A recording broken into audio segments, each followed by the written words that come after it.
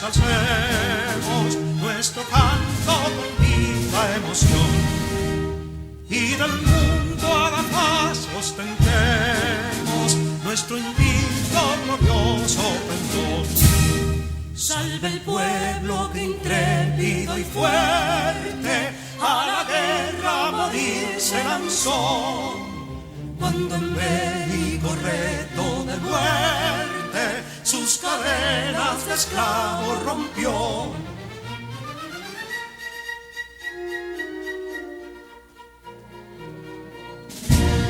Ningún pueblo ser libre merece si es esclavo, indolente y servil. Si en su pecho la llama no crece, que templó el heroísmo viril, más que estrella la indómita y brava, siempre altiva la frente alzará, que si fuere mil veces esclava, otras tantas ser libres habrá. Bien, señores, ya estamos aquí. La gracia después de recibir este espíritu de aliento de nuestros padres fundadores, las personalidades que hicieron posible para que nosotros hoy poder tener esta identidad de la República Dominicana. Qué honor brindar este apoyo a nuestros próceres para mantener siempre esa identidad. Apenas faltan 2 días para cumplir 200 años de la invasión a la República Dominicana por parte de Luis Boyer, aquel famoso dictador despiadado en contra de los dominicanos. Eso para ir anotando para el próximo programa del próximo miércoles, que será todo un toque de queda. Aquí, en el día de hoy, dar la gracia al Todopoderoso por permitirnos llegar hasta sus hogares o en cualquier lugar donde usted se encuentre. Este es su programa Democracia TV para compartirlo con ustedes. Ya nuestro panel completo está don Efigenio Jaques y Cruz. Buenas tardes, amigo público televidente que nos ve y nos sintoniza a través de Cinevisión Canal 19, a lo largo y lo ancho de la República Dominicana, en New York y sus 5 condados, a través de Dominican View, en el resto del mundo a través de la plataforma YouTube. Bien, muchas gracias, don Efigenio Jaques. Como siempre, bella, hermosa, elegante. Surel Madé Presinal. Muy buenas tardes, querido público. Después de dar las gracias a Dios, dar las gracias a cada uno de ustedes por permitir llegar hasta sus hogares de este toque de queda. Democracia TV.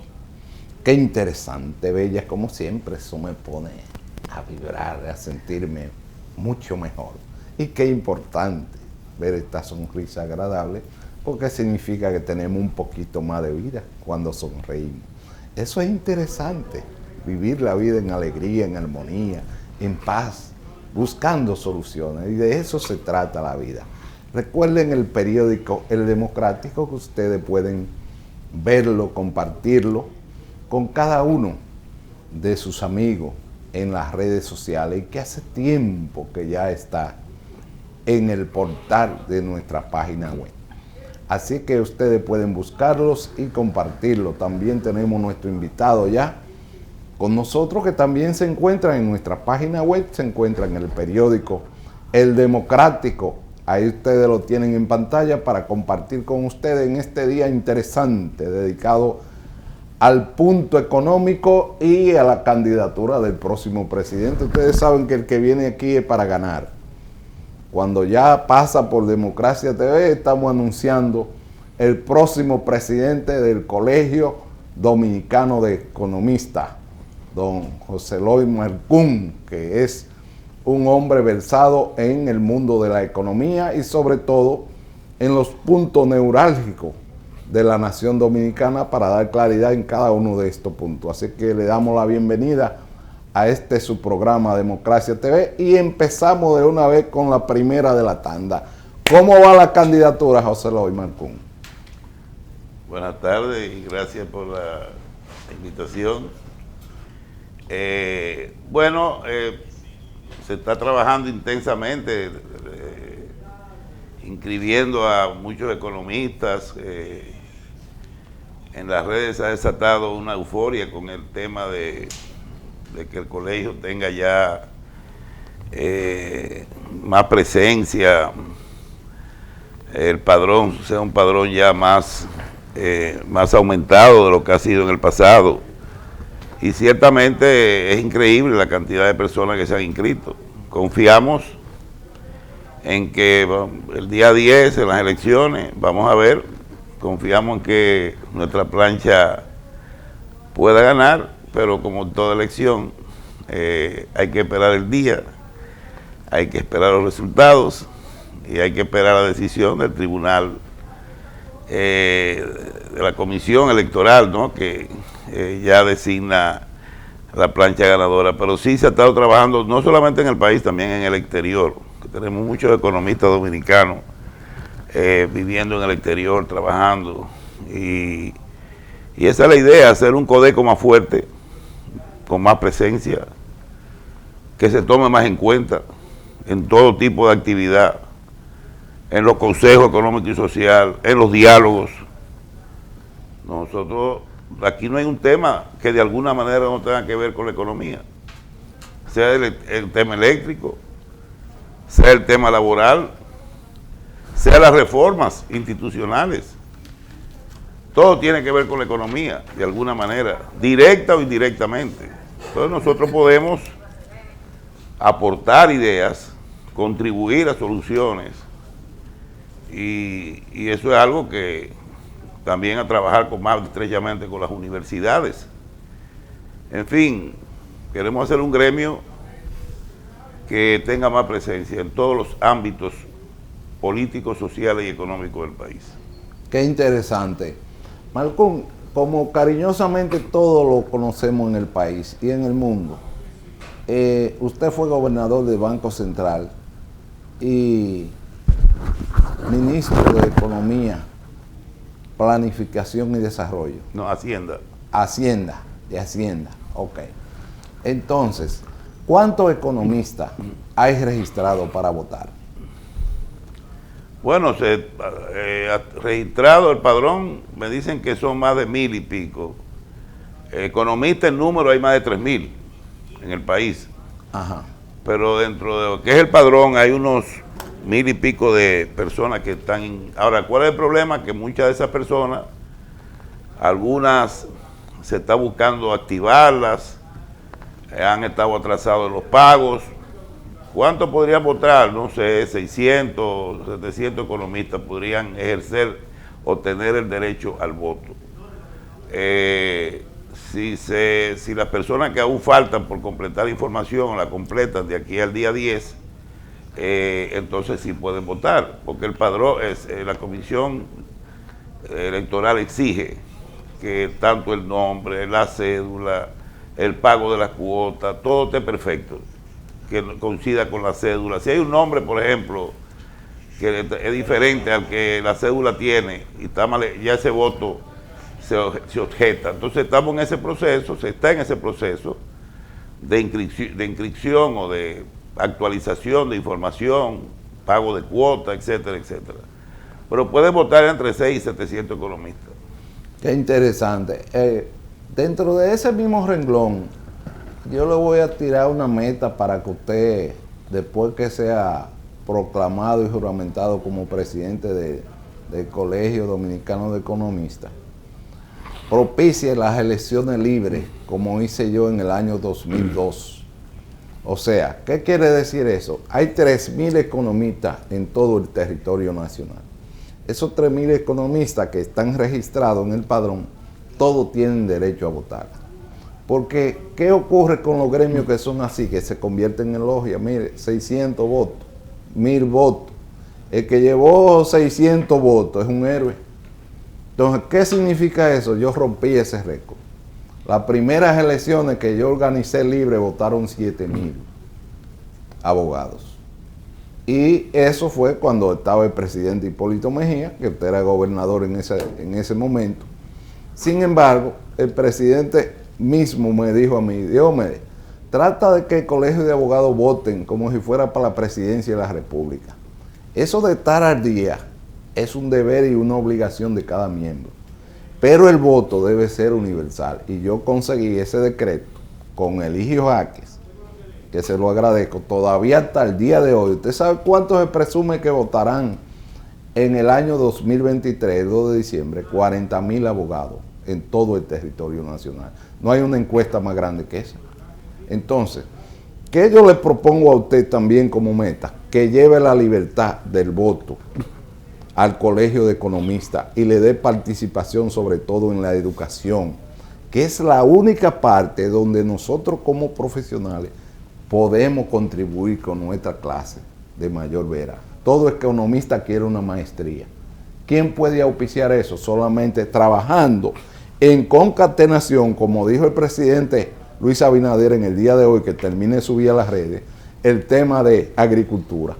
Ahí se trabaja concatenado y dice él, ahí están los números. Si no tuviéramos esa agricultura trabajando coordinada a todos los sectores, esto estuviera cogiendo candela.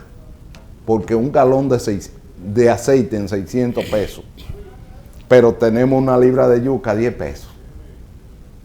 Entonces, agricultura es una salvación. Y le hago esto como parámetro porque usted como líder del sector de los economistas sería un gran ejemplo y un antes y un después. Porque donde se vota estando al día, eso se convierte en una logia. No vota nadie. Hay un problema. Ajá. ¿Usted sabe por qué algunos colegios exigen, o sea, por ejemplo, los médicos, los ingenieros necesitan tener el S4, un S4 no aprobado? El problema básico es, yo puedo decir, hay 3,000 y pico de economistas, 4,000, no importa. Pero para usted tener un padrón con derecho al voto, hay que tener un título de economista. Igual que toda la carrera. Que toda la carrera. Muchas personas aquí, como pasa en todas las profesiones, se gradúan, terminan la carrera, no presentan la tesis o se olvidan de que hay que presentar una tesis por tener un título. Y a veces viven como economistas, trabajan años como economistas, pero al final llega un momento en que te piden el título y no tienes el título porque no pudiste terminar. Entonces, es importante, sí, yo estoy de acuerdo con abrir un padrón así, pero siempre que todos ellos tengan al día lo que es la información y básicamente un título, ya sea economista, maestría, doctorado, lo que sea, pero eso es lo que yo entiendo más importante para que... Es así. Por ejemplo, el colegio de abogados y el colegio de notarios, pero sobre todo el colegio de abogados, que es el punto grande para la votación. La votación es libre, gratis. Pero ¿qué pasa? Pasa de la universidad, pasa a la MESI para buscar la carta de grado. Claro. De ahí va a la Procuraduría.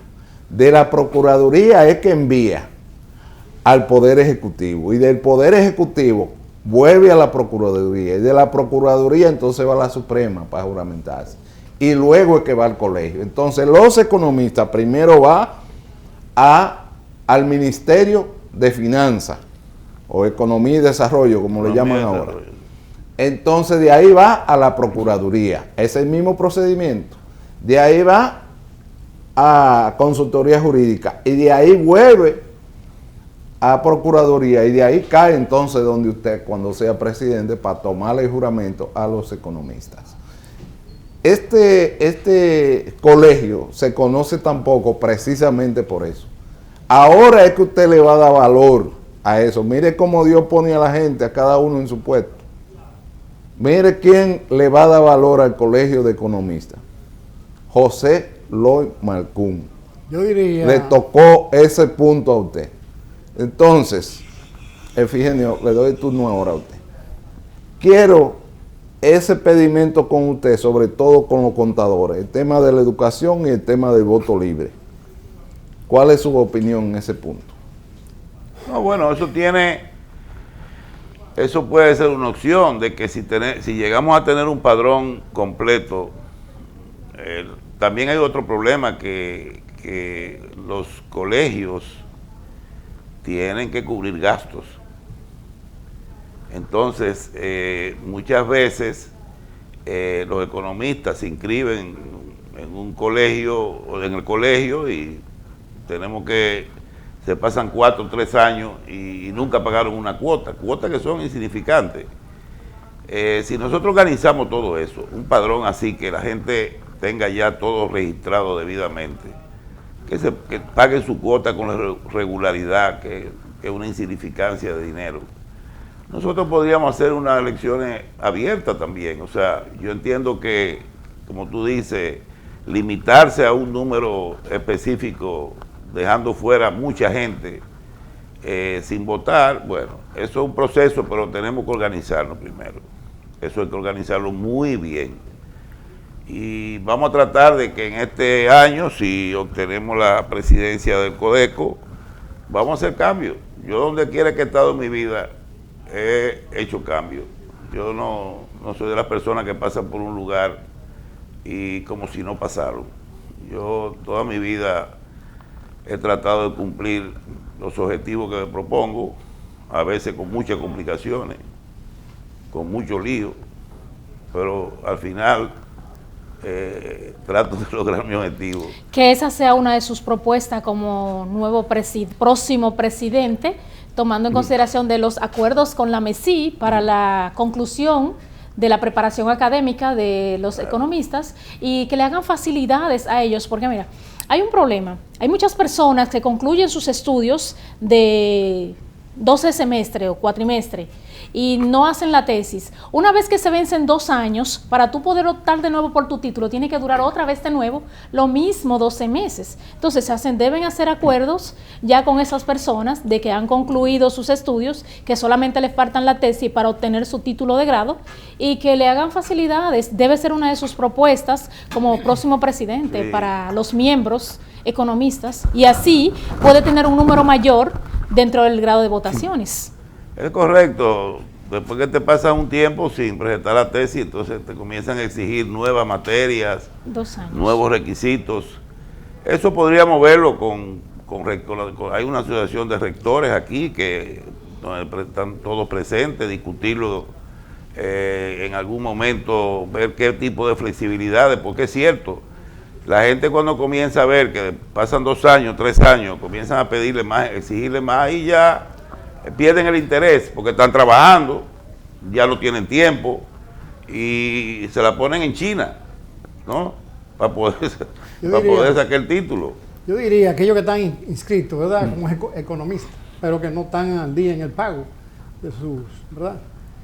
Yo diría que ustedes debieran propiciar una especie de amnistía, cuestión de que más de ellos puedan participar ahora en la todo eso es posible. Sí. Todo eso es posible. Solamente sin preocuparse por aquellos que terminaron y no han presentado tesis, sino aquellos que son economistas ya y tienen su título y todo, pero que no están al día en el pago de la... Claro. Frente al colegio. Pero que en una votación de un 25%, 30%, digamos, del universo de todos los profesionales de la economía, me parece una buena representación, porque a veces inclusive hay elecciones en ciertas organizaciones gremiales que votan menos del 20%, 25%, porque hay cierta siempre apatía y no todo el mundo, pero los partidos políticos que hacen convención, que presentan un padrón de 600,000, 700,000 personas, ¿votan cuánto? 200. Y mucho. Busquen la historia, busquen las estadísticas. 200 es un 33. Exacto. Sí. O sea, y eso estamos hablando de una organización política donde hablamos de 700,000 miembros activos que pueden votar. Votan una tercera parte. Exacto, estamos hablando de un 33%. Exacto. Yo creo que si logramos eso en el colegio, estaría bien, un 30%. Vamos a ver, ya faltan pocos días y trataremos de, inclusive en algún momento, volver aquí para ir hablando de cómo las cosas van caminando.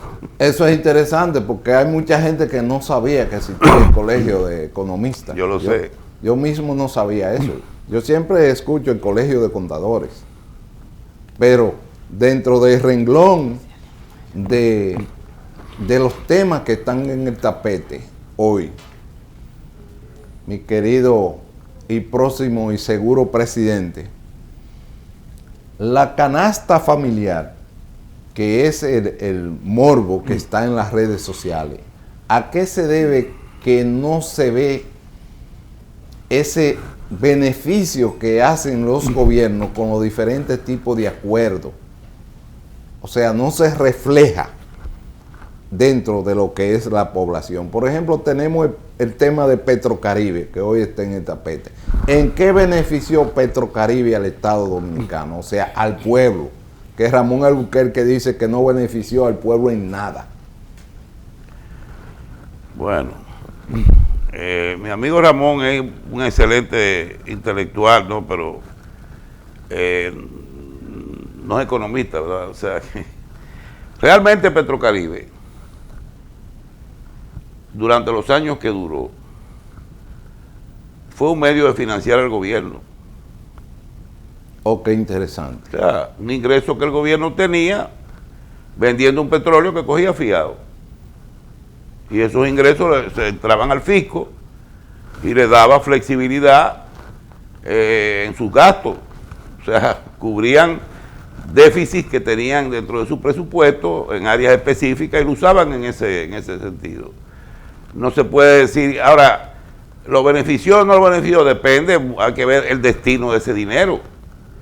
Probablemente parte de ese dinero fue a programas sociales, parte de ese dinero fue a infraestructura, porque supuestamente uno de los objetivos de Petrocaribe era eso, presentarle proyectos. Originalmente era así, que el gobierno dominicano presentara proyectos, ¿no?, viables de inversión para usar el dinero que obtendrían de la venta del petróleo. Eso se relajó muchísimo y al final el gobierno hacía con el dinero lo que le venía en gana, pero se usaba en algún sector, tuvo un impacto económico, de eso no hay duda. Ahora que también ya hubiera la parte, bueno, de poca transparencia, corrupción, bueno, con Petrocaribe o sin Petrocaribe siempre ha habido ese problema en este país. Pero tuvo, y además al final compramos la deuda a 1/3 de su valor. O sea, no se nos debe. endeudamos 4,000 y pico millones y la compramos en 1,000 y pico. Nos ahorramos casi 3,000 millones en el pago de esa deuda. Un buen negocio para nosotros, un mal negocio para Venezuela, que estaba en ese momento desesperada. Y además parte se vendió muy poco, porque el acuerdo fue también pagar parte de la deuda con habichuelas negras y con otro producto, pero nunca pudimos producir suficiente habichuela negra para vender a Venezuela y compensar una deuda de esa magnitud. Eso era una ilusión óptica. Pero la deuda terminó, después que se pagó los 1,000 y pico de millones por el total de la deuda, quedaron 94 millones de dólares pendientes en el 2015. De eso se ha pagado hasta el 2020 unos 40 y pico de millones. Sé que la deuda está en alrededor de 49, 50 millones de dólares al día, bueno, por lo menos al final del 2020.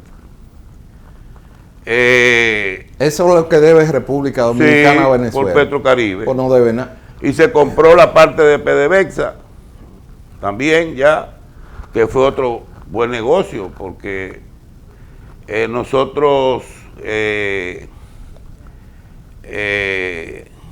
Venezuela, ¿en cuánto compramos nosotros la porción que nos tocó? Casi en el doble de lo que ahora pagamos por recuperar el 100% de PDVSA. Digo, de la refinería de... Sí, Sí. correcto. Exacto, o sea, que por la misma situación de Venezuela, uno podría decir que muchos países hicieron lo mismo, renegociaron deuda, pagaron parte de la deuda y la liquidaron por un país que lamentablemente ha estado en crisis hace 10, 12 años. Cogieron sus recursos naturales para politiquear, porque eso fue lo que hicieron, crear un programa con fines básicamente políticos. Eso hizo Chávez. Chávez usó el petróleo de su país con fines políticos. Su recurso natural lo regaló. El país que hace eso, oye, esa es la mayor irresponsabilidad del mundo. ¿Que nos beneficiamos? Sí. Pero ¿y los venezolanos? Mira cómo están. Y un recurso no renovable. Y no renovable.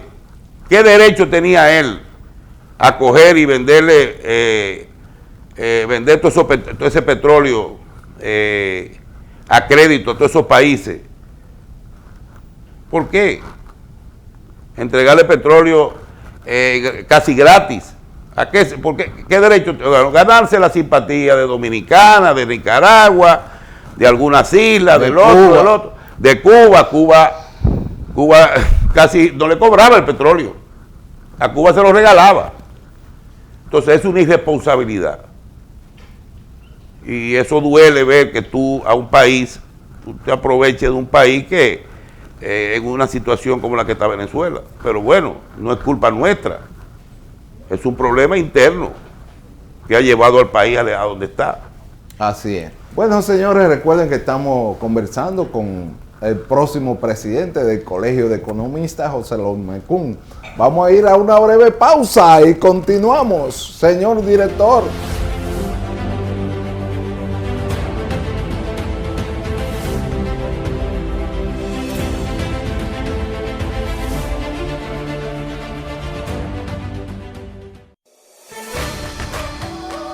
En Banreservas apoyamos la voluntad de nuestra gente. Por eso celebramos 80 años escribiendo historias de crecimiento personal y profesional, mientras continuamos con nuestra gran labor de mejorar la vida de la gente, poniendo el corazón en cada momento. Banreservas, 80 años siendo el banco de todos los dominicanos. Héroes de la montaña. Los mejores centinelas que tiene la República Dominicana son los caficultores y la caficultora. A esos que quedan en la montaña, este gobierno que preside don Luis Abinader le da la garantía y estamos trabajando para que reciban todos los recursos que necesitan los caficultores y la caficultora para seguir en la montaña, protegiéndola y produciendo para volver a convertirnos en un país primero autosuficiente para el consumo nacional y segundo, volver a exportar.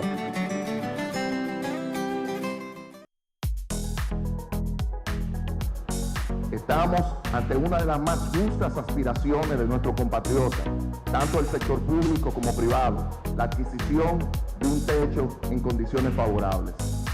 A tal efecto, nuestra institución financiera brindará sus acostumbrados servicios de financiamiento para los adquirientes beneficiados, como para los desarrolladores o promotores que así lo soliciten y cumplan con los requisitos. Y lo haremos, señores, a una tasa fija, flexible y cómoda de un 8% por un periodo de 6 años a partir de la suscripción de los préstamos. Esto es para que cada dominicano se beneficie de una vivienda en este país. De esta forma, también se beneficiarán de un importante subsidio de un 50% del costo total de las primas por concepto de seguro de vivienda y de vida. El mismo nombre de este programa es sencillo y significativo: Mi Vivienda.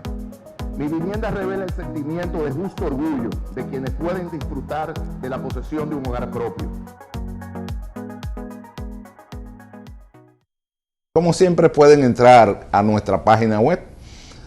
Tomar el periódico desde ahí es mucho más fácil y ya ustedes los tienen ahí en portada para que puedan auxiliarse de cualquier tipo de tema. Aquí tenemos todo para ustedes, desde la nación dominicana para el mundo. Esta es nuestra plataforma para llegar hasta sus hogares o en cualquier lugar donde usted se encuentre. Ahí ustedes tienen los diferentes episodios ocurridos en los últimos minutos en el mundo. Así es que bendiciones para todos en este día maravilloso.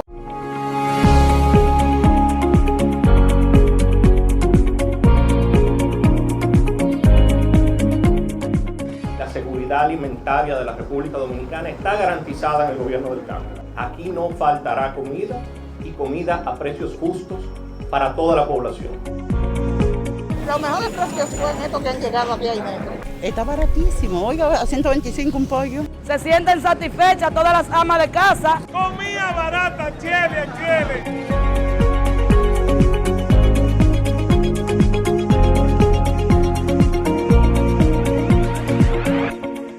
Síguenos en Instagram, Facebook, también en Twitter y en YouTube. Encuéntranos como Democracia TV RD y sé parte de todo el contenido digital que te ofrecemos a través de nuestras redes sociales.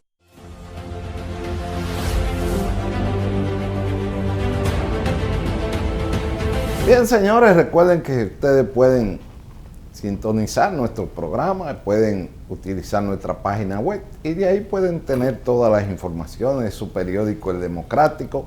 Ustedes pueden buscarlo, compartirlo y así también nosotros estar siempre actualizados con la noticia de último segundo. Recuerden que las noticias se producen ahora mismo, segundo a segundo, minuto a minuto, horas a hora y día a día. O sea que es renovable constantemente. Por eso ustedes deben buscar nuestra página web y compartirlo con los demás. Aquí estamos conversando ya, volvemos con don José López Mancún, quien será el próximo presidente a partir del próximo jueves, Dios mediante, con el voto mayoritario de los economistas en una votación democrática y plural donde todos tienen derecho a participar. ¿Cuántos candidatos hay? 2 planchas. 2 planchas. ¿Usted es la número 1 o la 2? No sé. No sabe cuál es el número suyo. No conozco la numeración. Eso creo que hoy o mañana la comisión decide.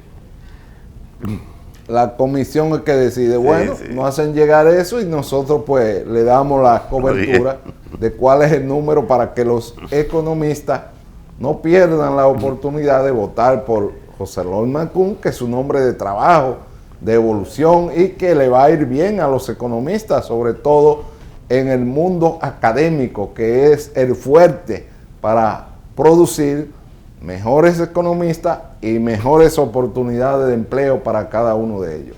Esa es una de las propuestas fundamentales de José López Mancún y sobre todo apoyo a todos los contadores economistas. Don Efigenio Jaques. Sí, señor Mancún, o licenciado Mancún, la semana pasada el administrador o el gobernador del Banco Central dio una cifra sobre el PIB que había aumentado a 12.45. Luego el pasado presidente, Leonel Fernández, dijo que esa cifra son números maquillados. ¿Cuál es su opinión sobre el respecto?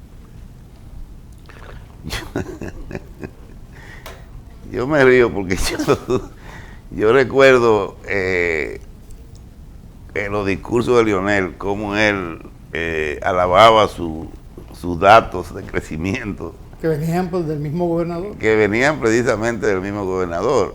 Entonces, eso eran precisos, exactos, sin maquillaje. Ahora sí, como no está en el poder, él dice que son datos maquillados. A veces la oposición está a veces tan obsesionada con los cambios que se están dando en este país, que me parece que está metiendo la pata con mucha frecuencia. No está haciendo una posición inteligente. No es que yo me dejaría contratar como asesor de la oposición para explicarle cómo hacer una oposición más inteligente, pero definitivamente no la están haciendo inteligente, se están desesperando. Cualquier cosa que el gobierno hace, de una vez se lanzan a un cuestionamiento. El caso del 12.3%, ningún banco central, ningún gobernador se va a atrever a dar una cifra, ¿no?, del crecimiento del PIB que no esté suficientemente avalada y ponderada. ¿Por qué? Porque cada año aquí viene una misión del fondo para evaluar la economía dominicana, como lo hace con todos los países miembros, que se llama, eso está contemplado dentro del artículo 4 de los estatutos del fondo, que cada país debe ser evaluado cada año. Esa misión viene aquí, 6, 7, 8 personas, van a todos los sectores, privados y públicos, van al área de Hacienda, a energía, al sector energético, revisan todo. ¿Y tú crees que esos tipos no se van a dar cuenta si tú maquillas la cifra? Así, al pelo, al tiro, porque tienen mecanismos, tienen modelos económicos, modelos econométricos con los que ellos se manejan, que tiran los números, dice, bueno, por aquí hay esto, déjame ver esto, cuánto hay de ingresos fiscales, te meten variables y variables, y ustedes se dan cuenta, metiendo variables y variables, se dan cuenta, bueno, ¿esto es real o no es real? Y ahí confirman realmente. ¿Cuándo ha negado el fondo que un dato del Banco Central es falso? ¿Ustedes han oído eso alguna vez? No, nunca. Bueno, entonces, ese cuestionamiento que hizo el expresidente Fernández, me parece que estuvo fuera de tono, fue algo lamentable, porque yo siempre he admirado al presidente Fernández como un hombre inteligente, un buen lector, un hombre que si fuera Danilo que lo dijera no me sorprendería, pero oyéndolo de él me pareció fuera de tono, desenfocado completamente. La economía creció, y creció porque la mayoría de los sectores crecieron. Ahí están las cifras. Zona Franca misma dice, aquí hay una asociación de Zona Franca, ellos son los que dan la cifra. Eso no es un invento de nadie, son las mismas asociaciones, los mismos dueños de Zona Franca forman ese consejo y saben cuánto empleo se crearon, cuánta inversión se hizo, etcétera. ¿Y la sociedad industrial dominicana por igual? Todos, o sea, todos los sectores. Vamos a negar que no entraron aquí 10.000 millones de remesas, más de 10.000 millones en remesas. 12.400. O 3.000 y pico de millones, eso está registrado. ¿Quién va a cuestionar esa cifra? Del turismo también. El turismo.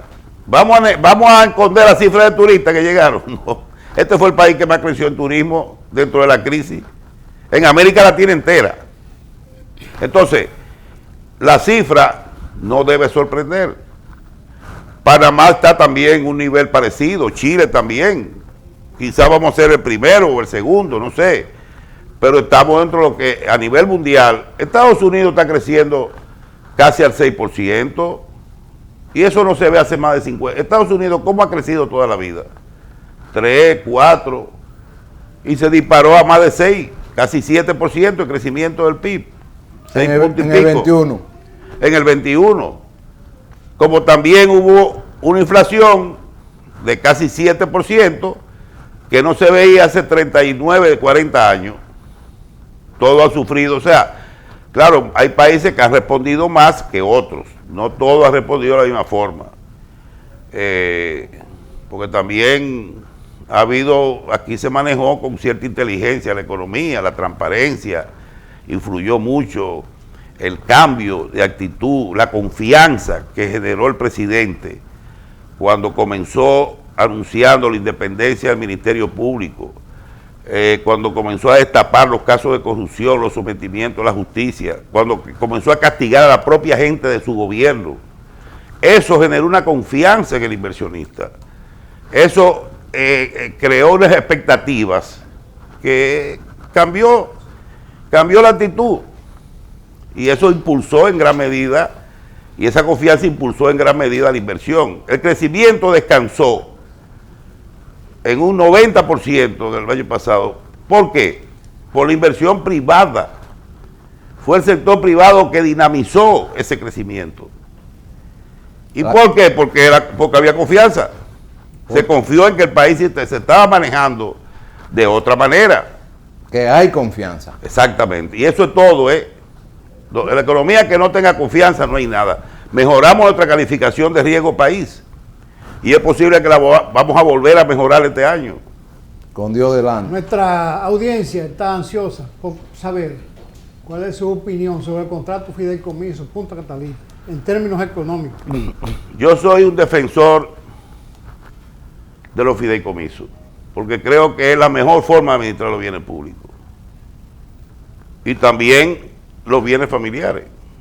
Aquí las grandes fortunas han creado fideicomisos para evitar los problemas que han tenido otras grandes fortunas que se han ido a pique. ¿Por qué?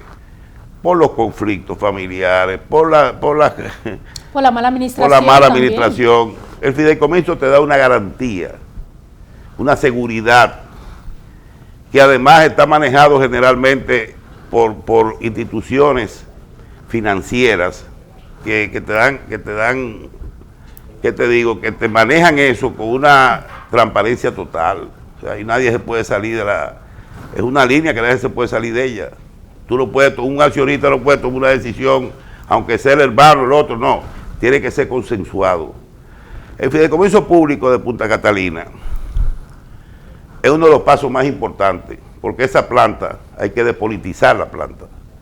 No se puede seguir nombrando gente para que ahorita comiencen a aumentar nómina, a usar, como sabemos que ha pasado muchas veces. Mira cómo estamos manejando la planta de Itabo, Jaina. Nosotros somos accionistas ahí, 50%, mira cómo se maneja. ¿Quién la maneja? ¿Quién maneja esa planta?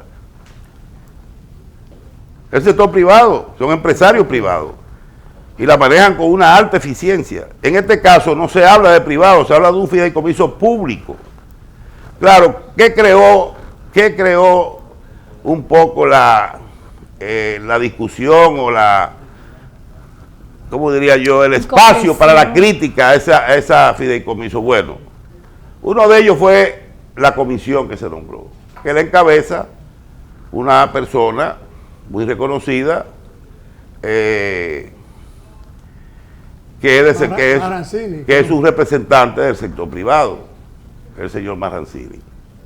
Que es un productor también de energía. De energía. Competencia de... Entonces, también creó duda el hecho de que se iba a permitir que en el fideicomiso hubiera inversión privada, o sea, que pudieran empresarios o inversionistas pudieran invertir en la planta, en ese fideicomiso para mejorar la planta. Digamos, cambiarla de carbón a gas, que puede costar 500 millones, y si el gobierno no lo tiene, bueno, tú puedes conseguir esa inversión del sector privado. Bueno, empezaron a decir, bueno, sí, pero así vamos a llegar a un momento donde el sector privado se va a hacer dueño de Punta Catalina. O van a querer privatizar Punta Catalina. Y se vendió que van a privatizar Punta Catalina. Y claro, eso caló, la campaña caló. Y el presidente dijo, bueno, paren el proyecto en el Senado. Vamos a llevarlo al Consejo Económico y Social, vamos a discutirlo, pero hay que aprobar el fideicomiso, hay que hacerlo. Hagan los cambios que quieran, mejórenlo. Yo no hay problema con eso, pero eso es fundamental, igual que el fideicomiso de Pedernales. Ya hay gente criticando el fideicomiso de Pedernales, que el gobierno está invirtiendo esto, que si cuando nació Puerto Plata, ustedes se recuerdan Puerto Plata, hace 40, 50 años, a través de Infratur, ¿no se recuerdan? Sí. Infratur, sí. Exacto, con un préstamo del BID, un préstamo del Banco Mundial, un préstamo del Banco Central, se creó Playa Dorada, se financiaron hoteles, se les prestó, maravilloso. Pero el no haber nacido, si eso hubiera nacido como un fideicomiso desde el principio, Puerto Plata no hubiera caído en el desprestigio y el abandono que cayó. Ustedes se lo saben. Claro. Aquí hace 8 o 9 años le decían a la gente que si se metían en la playa de Puerto Plata se podía envenenar, que las aguas estaban envenenadas por el problema de las aguas negras, el acueducto. Cayó en el abandono, los hoteles quebraron. Ya gracias a Dios eso ha ido cambiando y se ha ido recuperando, pero la figura del fideicomiso jamás hubiera permitido que eso hubiera pasado, y quizás Puerto Plata tuviera a nivel de Casa de Campo o de Punta Cana si hubiera nacido esa figura que que le dio origen al desarrollo de Puerto Plata hubiera nacido bajo ese esquema. De manera que yo creo que hay que defender eso, porque son los dominicanos que tienen que defenderlo, no yo, ni el gobierno, ni nadie, ¿no? La gente tiene que estar... Yo sé que es un tema que la gente no entiende también, porque es una figura compleja. Por eso vamos a estar claros, es una figura compleja y es fácil enredar al público con información que tú quieres, que te interesa por razones políticas principalmente. Es fácil enredar a la gente. Y bueno, pero vivimos en una democracia, ahí lo dice Democracia TV, ¿verdad? Hay que oír a todo el mundo. Así es. Marcún, dentro del episodio de las privatizaciones del Consejo Estatal del Azúcar, que todas las empresas que eran de Trujillo ahora están en manos privadas, ¿esas están en fideicomiso todas? No, bueno, el problema del CEA, que está en un proceso de liquidación, ¿no?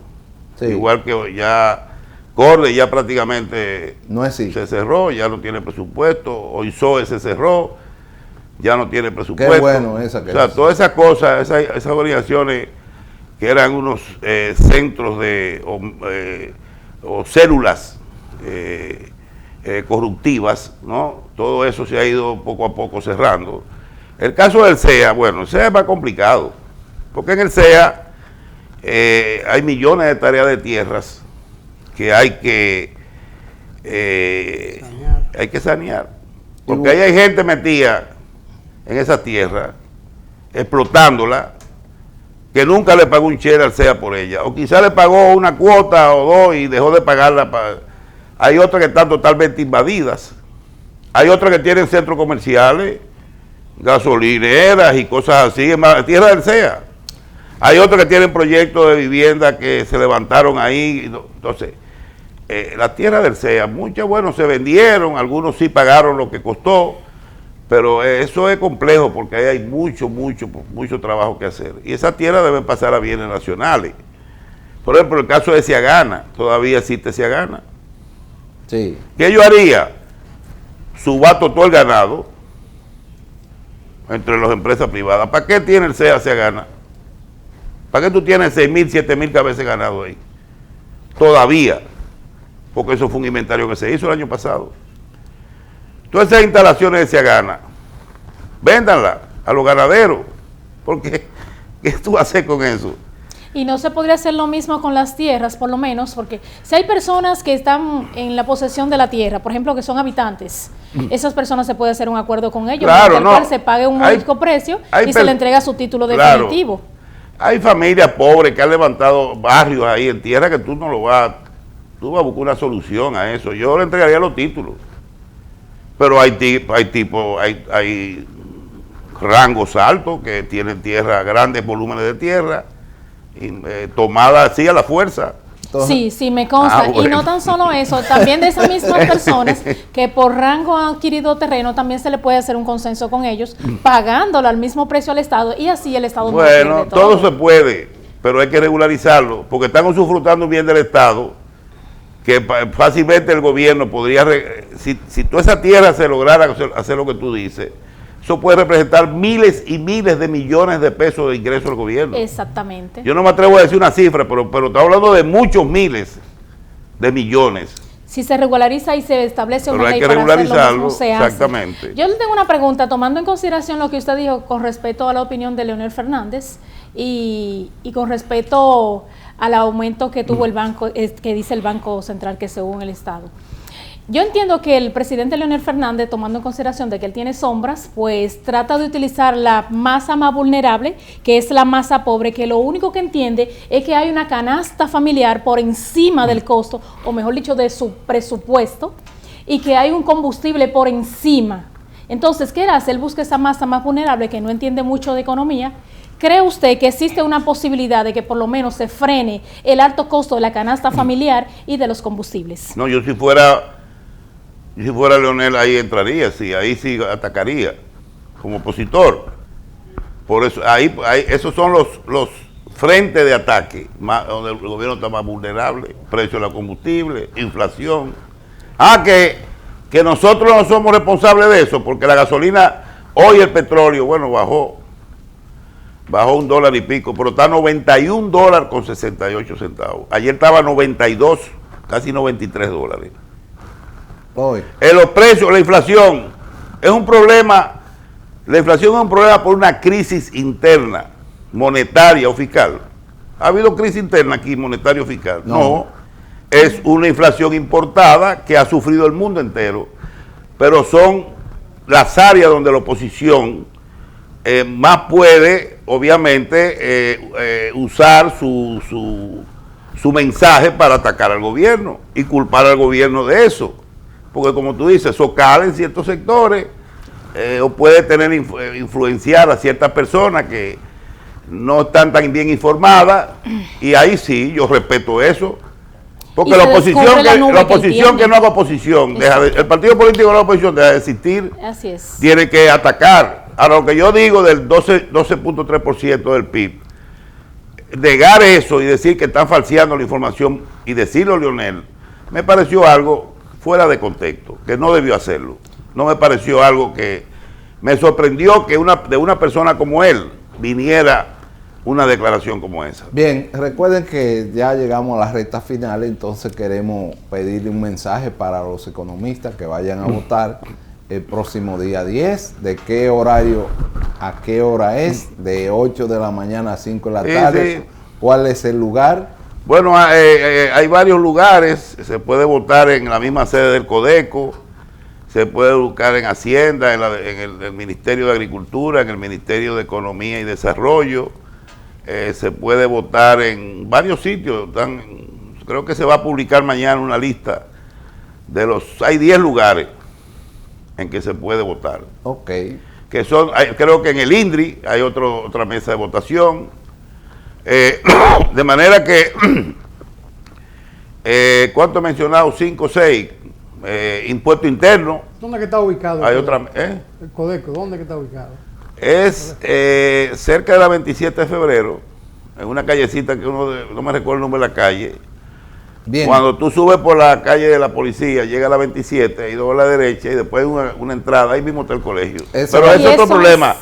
Tenemos que trabajar en un cambio logístico. El colegio hay que sacarlo de ahí, buscar un local mucho más apropiado, donde pueda haber espacios suficientes. En fin, es una tarea que tenemos pendiente si logramos, obviamente, que la playa... Bien, con la ayuda de Dios y la ayuda de todos los economistas, todo a votar por el licenciado Eloy Marcún, que tiene una vasta experiencia. Dar las gracias, como siempre, a esta invitación que fue canalizada a través del doctor Marcano, está aquí con nosotros también, y la gracias a Sureli Madé, al legendario Efigenio Jaque y por supuesto a nuestro invitado de hoy, que ha sido un toque de queda.